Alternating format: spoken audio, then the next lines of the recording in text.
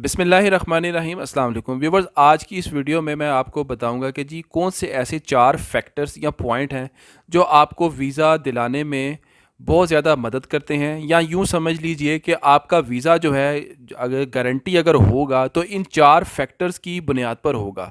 अगर ये चार फैक्टर्स में आपका स्कोर अच्छा है तो समझ लीजिए कि आपको किसी भी कंट्री का पाकिस्तान में बैठे ही वीज़ा मिल सकता है। ये बात ज़हन में मत लाएं कि आपके मुल्क के हालात ख़राब हैं, इकॉनमी की सिचुएशन ख़राब है तो आप लोगों को वीज़ा नहीं दिया जाएगा। लेकिन जिसकी प्रोफाइल अच्छी है और जिसने इन चार फैक्टर्स पर वर्क किया हुआ है, या नेचुरली आपके पॉइंट स्कोरिंग इन चार फैक्टर्स पर अच्छी है, तो आंखें बंद करके यकीन कर लीजिएगा कि आपको वीज़ा मिलेगा, कनाडा का भी, अमेरिका का भी, शेंजन का भी, किसी भी कंट्री का। लेकिन अगर ये फैक्टर्स आपके पास चार ये नहीं है, अगर आपने वर्कआउट नहीं किया हुआ, तो फिर वो पंजाबी ज़बान की मिसाल है, खोबे च जोर लाना। खोबे च जोर लाना कुछ नहीं होना। तो ए जो चार फैक्टर ने, ये जो चार फैक्टर मैं आपको बताने जा रहा हूँ, इन पर थोड़ा सा वर्कआउट कर लीजिएगा तो इंशाल्लाह ज़िंदगी में आसानी आ जाएगी। एज़ यूजुअल रिक्वेस्ट कि अगर आप यहाँ तक पहुँच ही गए हैं तो प्लीज़ वीडियो को लाइक और आगे शेयर कर दीजिएगा। बेशक आप चैनल को सब्सक्राइब ना करें, लेकिन लाइक और शेयर ज़रूर कर दीजिएगा। एक आखिरी रिक्वेस्ट और कि व्हाट्सएप पर मुझसे वही लोग रब्ता करें जो पेड सर्विस चाह रहे हैं। हम पेड कॉल सर्विस भी देते हैं जो जिसके नॉर्मल चार्जेस होते हैं। इसके अलावा अगर आपने कोई चीज़, कोई डॉक्यूमेंट हमसे तैयार करवाना है, हमसे कोई सर्विसेज लेनी है, या फ़ाइल की तैयारी में आपने हमसे मदद लेनी है, तो हम आपको उसमें भी असिस्टेंस कर देंगे, लेकिन वो एक पेड सर्विस होगी। जो यूट्यूब की वीडियोस हैं और उसका जो कमेंट बॉक्स पे जो भी आप सवाल करेंगे वो एक फ़्री सर्विस है, तो उसके लिए मैं एनी टाइम हाज़िर होता हूँ। अच्छा जी, जो बग़ैर वक़्त ज़ाया किए जी स्टार्ट कर लें। जो सबसे अहम, नंबर वन, जो अहम तरीन जो फैक्टर है जो आपको वीज़ा दिलाने में आपके लिए मावन साबित होता है, वो है जी आपका सोर्स ऑफ इनकम, जिसको हम सोर्स ऑफ अर्निंग भी कहते हैं। जितना अच्छा आपका ये होगा, उतने ही ज़्यादा, बल्कि मैं कहता हूँ कि 95% चांस जो है ना आपके वीज़े का, आपके सोर्स ऑफ अर्निंग पर है। अगर ये अच्छा है तो अब आपका वीज़ा लगेगा। अच्छा, फिर इसके बाद ये है कि अगर आपका सोर्स ऑफ इनकम अच्छा है, रीज़नेबल है, तो फिर आपने उसको प्रूव भी करना है। अब ये आप पर डिपेंड करता है, आपका वीज़ा कंसल्टेंट है उस पर डिपेंड करता है कि आप उसको कैसे प्रूफ एबल बनाते हैं और उसको रिप्रेजेंटेबल बनाते हैं। सोर्स ऑफ इनकम में ऑब्वियसली आपकी जो है, आपकी अर्निंग आती है कि आपके पास पैसे जो आ रहे हैं आपके अकाउंट में, वो कहाँ से आ रहे हैं, कैसे आ रहे हैं, कैसे इन हो रहे हैं, कैसे आउट हो रहे हैं। देखें, अगर मैं जॉब सैलरीड पर्सन की बात करूं, तो सैलरीड पर्सन का तो बड़ा सिंपल सा रूल है। उसको महीने में एक ट्रांजैक्शन होती है क्रेडिट इन की, कि उसको सैलरी आ गई, उस पर अकाउंट में लिखा आ गया फ़लानी कंपनी ने सैलरी दे दी। अब वो अपनी सैलरी को कैसे यूटिलाइज़ करता है तनख्वाह आने के बाद, ये उसकी, अब उस बंदे की महारत है, उसकी टेक्निकलिटीज़ हैं। वो कैसे अपने बैंक अकाउंट को चेक की शक्ल में, एटीएम कार्ड की शक्ल में कैसे यूज़ करता है। वो जिसको कहते हैं पंजाबी ज़बान में अगर 2 लाख रुपए सैलरी है, उस 2 लाख की पंबीरी घुमा देती है। वो पंबीरी जो है वो कैसे घूमेगी, वो ऐसे ही घूमेगी कि आप पैसे कैसे आउट कर रहे हैं। फ्यूल डल रहा है, घर की ग्रॉसरी हो रही है, एटीएम कार्ड से हो रही है, हाइपर स्टार में जा रहे हैं, कार्ड ऐसे हो रहा है, और घर की जो चीज़ें हैं वो कार्ड के ज़रिए परचेज़ की जा रही हैं, शॉपिंग भी कार्ड के ज़रिए हो रही है, या चेक के ज़रिए कुछ पेमेंट हो रही है, आ रही है, जा रही है। तो ये चीज़ें जो हैं, ये आपने जो है सोर्स ऑफ इनकम को, सोर्स ऑफ अर्निंग को, और आपके लाइफस्टाइल को शो करती है कि आपका लाइफस्टाइल कैसा चल रहा है। तो अगर बिजनेसमैन की बात करें तो बिजनेसमैन की जो सोर्स ऑफ अर्निंग है वो उसके बिज़नेस से जनरेट होती है। कैसे जनरेट होती है? महीने के शुरू में पैसे आउट होते हैं, इन होते हैं, कैसे होते हैं, शुरू में क्या सर्कल चलता है, दरमियान में क्या सर्कल चलता है, महीने के एंड के आखिरी दिनों में क्या सर्कल चलता है। शुरू में क्या बैलेंस था, महीने की पहली, दूसरी, तीसरी तारीख को क्या क्लोजिंग ओपनिंग बैलेंस था, महीने के एंड पे, आखिरी तारीख पे, 30 तारीख को या 31 तारीख को एंडिंग बैलेंस, क्लोजिंग बैलेंस क्या आ रहा है। उस इस क्लोजिंग, ओपनिंग और क्लोजिंग बैलेंस के दरमियान में क्या बिजनेस हुआ, कितनी ट्रांजैक्शंस हुई, क्या लेन देन हुआ, कितना इन हुआ, कितना आउट हुआ। तो फिर इसी तरह इसको कैलकुलेट करके 6 महीने का एक तखमीना लगाया जाता है, एक जायज़ा लिया जाता है जी कि इस बंदे ने 6 महीने में इतने पैसे इसके अकाउंट में इन हुए और इतने आउट हुए, और in the end of the 6 month कि इसके पास क्लोजिंग बैलेंस ये बचा।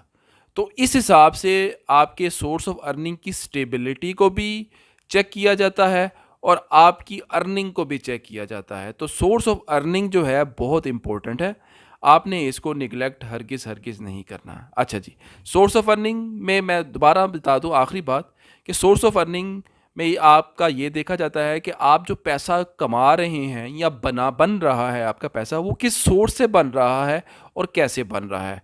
अच्छा जी, अब इसी से मुतल्लिक जो दूसरा इम्पोर्टेंट आम तरीन जो दूसरा फैक्टर है वो है जी आपकी बैंक स्टेटमेंट, जिसको हम उर्दू में कहते हैं बैंक का बयान। बैंक बयान देता है आपके बारे में आपकी बैंक स्टेटमेंट की शक्ल में। तो बैंक का जो बयान है वो देखा जाता है जी कि पैसे कैसे इन हो रहे हैं, कैसे आउट हो रहे हैं। आया कैश इन ही हो रहा है और कैश ही आउट हो रहा है, वो तो किसी खाते में नहीं जाएगा। अब कोई आपको पेमेंट बिजनेस में कोई पेमेंट कर रहा है, इजी पैसा के ज़रिए कर रहा है, जैज़ कैश के ज़रिए कर रहा है, उसका ज़ाहिर है नाम लिखा आता है। अब एक बंदा आपको जो है, मिसाल है, एक बंदे का नाम है उस्मान गनी। अब उस्मान गनी के नाम से ट्रांजैक्शन, आप उस्मान गनी से माल ख़रीदते हैं किसी भी चीज़ का। अब आपके अकाउंट में उस्मान गनी से आपने माल ख़रीदा, महीने में 2 दफ़ा ख़रीदा, 3 दफ़ा, 3 4 5 दफ़ा की एक फ़्लो चल रहा है। तो बार बार ज़ाहिर है आपकी स्टेटमेंट में नाम लिखा आएगा money transfer to Usman Ghani via Easypaisa, JazzCash वगैरह वगैरह। इसी तरह फिर अगले महीने आ जाएँ, फिर वो उस्मान गनी के साथ 2 से 3 4 ट्रांजैक्शंस हो रही हैं। इसी तरह चार टोटल 6 महीने में एक उस्मान गनी के नाम से बंदे से आपकी हर महीने ट्रांजैक्शंस हो रही है और 2 2 3 3 4 4 हो रही हैं। तो ये चीज़ शो करती है कि आपके दो कुछ लोगों के साथ कुछ बिजनेस टर्म्स हैं, रिलेशंस हैं, कुछ पुराने रिलेशंस हैं, कुछ नए रिलेशंस हैं। तो ये इस तरह चलता रहता है। इसी तरह जिस तरह मैंने ये उस्मान गनी के नाम से आपको एक मिसाल दी, इसी तरह कोई ABC XYZ को 3 4 लोगों के साथ रेगुलर बेस पर, यानी कि महीने में 3 4 2 3 ट्रांजैक्शन महीने में कन्फर्म उससे हो गई, 2 3 उससे हो गई, 2 3 उससे हो गई, और ये 6 महीने तक ये फ़्लो चलता रहा। तो ये आपकी एक बिज़नेस क्रेडिबिलिटी शो हो रही है बैंक स्टेटमेंट में, और आपकी जो है स्टेबिलिटी भी जो है अकाउंट में हो रही है कि आप माल ख़रीद रहे हैं और फिर आगे कुछ जो आपके अखराजात हो रहे हैं। अब अखराजात किस शक्ल में हो रहे हैं, आप अपने जो है बिजली के बिल, पानी का बिल, जो भी जो है वो आप अपने बैंक अकाउंट के ज़रिए पे करें। आपके नाम पर जो बिज़नेस है या किराए पर है, कहीं पर भी है, उस दुकान के नाम से आपका बिजली का बिल गया, ऑनलाइन गया, बैंक से गया, आपने इजी पैसा के ज़रिए या जैज़ कैश के ज़रिए किया, ऑनलाइन ट्रांजैक्शन हुई।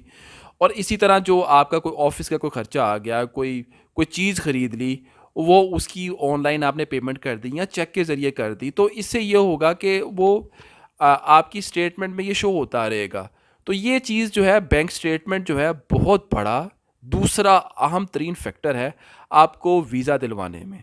अच्छा जी, तीसरे नंबर पर जो है जी मैं रखता हूँ जी आपका वीज़ा कवर लेटर। चौथा जो पॉइंट है, फैक्टर है, वो सबसे अहम वो है, वो मैं वीडियो के आखिर में बताऊंगा। लेकिन मैं ये बता दूं, ये जो आपका वीज़ा कवर लेटर है ना, इस पर लोग तवज्जो नहीं देते। ये बड़ा ही अहम डॉक्यूमेंट है। मैं बार बार वीडियो में इसलिए कहता हूँ कि आप लोग जो है ना, मैंने लोग अपने ना वीज़ा कवर लेटर मेरे साथ शेयर करते हैं, वो ऐसी ऐसी कहानियाँ लिखी होती हैं जी कि जी एक लड़के ने तो मेरे साथ ये लेटर शेयर कर दिया, वीज़ा कवर लेटर टर्की का, कि जी मैं ना अभी मेरी मंगनी हुई है, ये मैं सच बता रहा हूँ, मैं टर्की जा रहा हूँ सैर करने के लिए। पहले मैं जाऊँगा टर्की, मैं देख कर आऊँगा कि टर्की कैसा है, खूबसूरत है नहीं है। अच्छा, जब मैं टर्की देख कर आ जाऊँगा, अच्छा फिर मैं शादी करूँगा। उसके बाद शादी करके मैं फिर अपनी दोबारा बेगम को लेकर जाऊँगा टर्की सैर करने के लिए, ताकि मुझे, जब मैं अपनी बेगम को लेकर जाऊँगा, ताकि उससे पहले मुझे पता हो कि जी टर्की में ये चीज़ होती है, मैं ये देख आया हूँ। मैं हँस हँस कर पागल हो गया। मैंने कहा यार तुम क्या ये वीज़ा कवर लेटर तैयार कर रहे हो। इस तरह की स्टोरियाँ लोगों ने ना वीज़ा कवर लेटर में जो है ना बना कर लिखी होती हैं। भाई ऐसे नहीं होता। वीज़ा कवर लेटर इतना अहम तरीन डॉक्यूमेंट है आपके वीज़ा फ़ाइल के लिए कि मैं, यकीन करें कि बैंक स्टेटमेंट के लेवल के ये बराबर आता है कि ये इतना अहम तरीन डॉक्यूमेंट है। इसलिए कि सबसे पहला जो डॉक्यूमेंट आपके वीज़ा ऑफिसर ने जो देखना है और पढ़ना है, वो आपका वीज़ा कवर लेटर होगा। उस पे अगर उसको प्रिसाइज़ली आइडिया हो गया ना कि ये बंदा कौन है, क्या है और ये क्या करना चाह रहा है, यकीन करें 50% आपकी जीत विक्ट्री जो है ना वो वीज़ा कवर लेटर ही दिलवा देता है। तो ये इस वजह से मैं इसको बहुत अहमियत देता हूँ। ये आपने बेशक आप खुद से तैयार करें, अगर अच्छा तैयार करें, लेकिन अगर आपको ये तैयार नहीं करना आता, बराए करम किसी की सर्विसेज लें। थोड़ा बहुत इस पे पैसा खर्च करने से जो है ना आपका फ़ायदा ही है। कल को फिर आपको ये पछतावा होगा कि यार मैं कुछ पैसे खर्च कर ही लेता वीज़ा कवर लेटर पे, या किसी को चेक ही करवा लेता, तो मुझे आज कम से कम ये नुकसान ना होता। तो ये चीज़ है, वीज़ा कवर लेटर को भी आपने अहम अहमियत देनी है, उसको अच्छा करके बनाना है, ज़्यादा लंबा नहीं लिखना। मैं आपको दोबारा बता दूँ, और एक और बात मैंने पहले भी कई दफ़ा कहा है, जिसके ड्राफ्टिंग स्किल्स अच्छे हैं ना, वही वीज़ा कवर लेटर तैयार करेगा। अगर आपको लगता है कि आपके ड्राफ्टिंग स्किल्स अच्छे नहीं हैं, आपको अल्फाज का चुनाव अच्छा नहीं करना आता, तो मैं आपसे रिक्वेस्ट करूँगा कि आप वीज़ा कवर लेटर खुद ना बनाएं, किसी और से बनवा लें। अच्छा जी, आखिरी पॉइंट मैं आपको बता दूं, वो है जी आपकी strong ties to your country. अगर आपकी अपने मुल्क के साथ स्ट्रॉन्ग टाइज हैं, तो ये यकीन करें ये भी बहुत बड़ा चौथा फैक्टर है जो आपको वीज़ा दिलाने में आसानी देता है। अब स्ट्रॉन्ग टाइज कैसे शो होंगी? अगर तो आप मैरिड हैं, जितने भी ज़्यादातर लोग, मैं समझता हूँ कि ज़्यादातर जो लोग हैं जो वीज़ा अप्लाई करते हैं वो मैरिड ही होते हैं, और उनके एक आधा या दो तीन बच्चे ज़रूर होते हैं। तो ये एक बहुत बड़ी स्ट्रॉन्ग टाई है आपकी, कि अगर आप मैरिड हैं। लेकिन ये एक नेचुरल टाई है, लेकिन इसके साथ कोई इजाफी स्ट्रॉन्ग टाइज भी आपकी अपने मुल्क के साथ होना ज़रूरी हैं। अब इसकी मिसाल मैं ऐसे देता हूँ कि अगर आप, जिस तरह हमारे मुल्क में सेलिब्रिटीज़ होते हैं, सिंगर, एक्टर, म्यूजिशियंस वगैरह वगैरह, इनकी हकीकतन अपने मुल्क के साथ वाकई बड़ी स्ट्रॉन्ग टाइज होती हैं, क्योंकि ये एंटरटेनमेंट की जो फील्ड और कैटेगरी होती है ना, इसमें पाकिस्तान में माशाल्लाह काफ़ी लोग, इसमें हाई अर्निंग है, इनकम है। तो इनका जो है, ये लोग अगर चाहे भी ना तो ये बाहर के कंट्रीज़ में सेटल नहीं हो सकते, क्योंकि इनका पाकिस्तान में ही बहुत ज़बरदस्त सेटअप होता है। जब ये आउट ऑफ कंट्री जाते हैं कोई शो वगैरह करने के लिए, तो इनको हर सूरत वापस आना पड़ता है, क्योंकि इनकी बुकिंग्स होती हैं, शूटिंग्स होती हैं, तो ये वजह है। अच्छा, इसमें जो है स्ट्रॉन्ग टाइज आप कैसे शो कर सकते हैं? अगर आपका बिज़नेस है, अगर आप बिज़नेसमैन हैं और आपके बिज़नेस की वर्थ, उसमें शो ये डिपेंड करता है कि आपका बिज़नेस कितना पुराना है, आपका बिज़नेस कितने अरसे से एक्टिव है, आपका एनटीएन जो है कितना पुराना है, कि कब कितने अरसे से एक्टिव है। तो ये चीज़ें भी आपकी स्ट्रॉन्ग बिज़नेस टाइज शो करती हैं। इसके अलावा अगर आप सैलरीड पर्सन हैं, तो सैलरीड पर्सन तो अगर हर कोई है, अब हर एक की तनख्वाह जो है, मिसाल है, अगर आप अगर आपकी लाख रुपए तनख्वाह है, 1.5 लाख रुपए तनख्वाह है, वो आप किसी फ़र्ज़ी कंपनी, किसी दोस्त की कंपनी में भी जाकर जो है आप तनख्वाह डलवा लेते हैं, तो वो तो डल जाएगी आपकी, लेकिन स्ट्रॉन्ग टाइज नहीं शो होगी ऐसे। स्ट्रॉन्ग टाइज सैलरीड पर्सन की ऐसे शो होगी कि अगर आप प्राइवेट कंपनी में काम कर रहे हैं, उस प्राइवेट कंपनी की वर्थ क्या है। अब इसकी मैं मिसाल देता हूँ। अगर आप जॉनसन एंड जॉनसन कंपनी जो है बड़ी अच्छी है, एंग्रो फूड्स कंपनी है, ये बहुत अच्छी कंपनी है, बीकन हाउस है, सिटी स्कूल है, ये बड़ी अच्छी कंपनीज़ हैं। ये वो कंपनीज़ हैं, या इनके मुलाजमीन जो हैं वो ऐसी जगहों पर काम कर रहे हैं जो कि आपको पाकिस्तान में बैठे हुए एक फ्यूचर करियर देते हैं। यानी कि आपका यहाँ पर ही करियर बहुत सेट होता है, आपकी सैलरी बहुत अच्छी होती है यहाँ पर ही।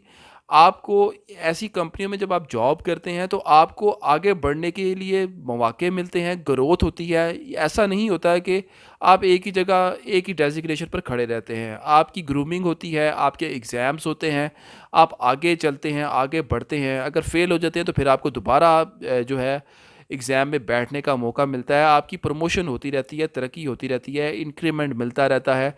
फिर इसके बाद आपको फ्री मेडिकल भी दिया जाता है ऐसी कंपनियों में जब आप जॉब करते हैं। बच्चों का बाज़ का कोई एजुकेशन का अलाउंस भी मिल जाता है, ट्रैवलिंग अलाउंस भी मिलता है, हाउसिंग अलाउंस भी मिलता है। तो इन शॉर्ट के ये जो चंद कंपनियों के जो मैंने नाम लिए हैं, ये आपको इधर ही इतनी अच्छी जॉब मिल जाती है। तो जब आप कहीं आउट ऑफ कंट्री में सैर करने के लिए जाते हैं, तो आप वहाँ पर स्किप होने से पहले 10 दफ़ा सोचते हैं कि यार मैं यहाँ पर अगर स्किप हो जाऊँगा तो मेरी पीछे से जॉब भी चली जाएगी, और यहाँ पर अगर मैं यहाँ पर स्किप होने के लिए आया हूँ तो मुझे मेरा इधर चांस लगता है, नहीं लगता। तो ये शीशो पंच का आप शिकार हो जाते हैं। तो इस तरह की कंपनियों में जो लोग जॉब करते हैं ना, उनके लिए अपना मुल्क छोड़ना और अपनी कंपनी में जॉब छोड़ना बड़ा मुश्किल होता है। तो ऐसे जो सैलरीड पर्सन जो लोग होते हैं ना, उनकी जॉब्स इस तरह की अच्छी कंपनी में जो जॉब कर रहे होते हैं ना, उनको जो है वीज़ाज़ मिलते हैं। और मैंने देखे हैं बीकन हाउस में कई लोग ऐसे मैं जानता हूँ कि वो जॉब करते हैं, उनकी सैलरी रीज़नेबल भी होती है, यानी कि इतनी ज़्यादा भी नहीं होती, तो फिर भी उनको वीज़ाज़ मिलते हैं और उनको वो जाते हैं और वापस आते हैं। इस तरह आपकी सोशल टाइज़ भी हैं। अगर आप कोई सोशली बड़े एक्टिव हैं, कोई लाइक आप कोई एनजीओ चला रहे हैं, या कोई सोशल मीडिया प्लेटफॉर्म पर आपकी कोई ऑडियंस है, कोई इन्फ्लुएंस है, तो ये भी एक आपकी जो है ना स्ट्रॉन्ग टाई जो है कंसीडर होती है। तो वीडियो के आखिर में मैं व्यूवर्स यही कहूँगा, ये 4 पॉइंट्स हैं मैंने आपको बताए हैं। इन ये 4 पॉइंट्स मैं दोबारा रिपीट कर दूँ, आपकी स्ट्रॉन्ग टाइज़, आप अपने कंट्री के साथ, आपका वीज़ा कवर लेटर, आपकी बैंक स्टेटमेंट और आपका सोर्स ऑफ अर्निंग या इनकम। ये 4 मैटर्स पर आपने अगर अपनी फ़ाइल को एड्रेस कर लिया या इस पर वर्कआउट कर लिया, तो यकीन करें आपका वीज़ा लगेगा, जब वो कनाडा हो, अमेरिका हो, जर्मनी हो, यूके हो, शेंजन हो, कोई भी हो। और आपके मुल्क के हालात चाहे ख़राब चल रहे हों, चाहे आपका मुल्क खुदा न खास्ता ब्लैक लिस्ट हो जाए, आपको वीज़ा मिलेगा। उम्मीद है आपको वीडियो पसंद आई होगी। कोई क्वेश्चन हो आप कमेंट बॉक्स में लिख सकते हैं। वीडियो को लाइक और शेयर कीजिएगा। अब तक के लिए इतना ही, बहुत शुक्रिया। अल्लाह हाफ़िज़।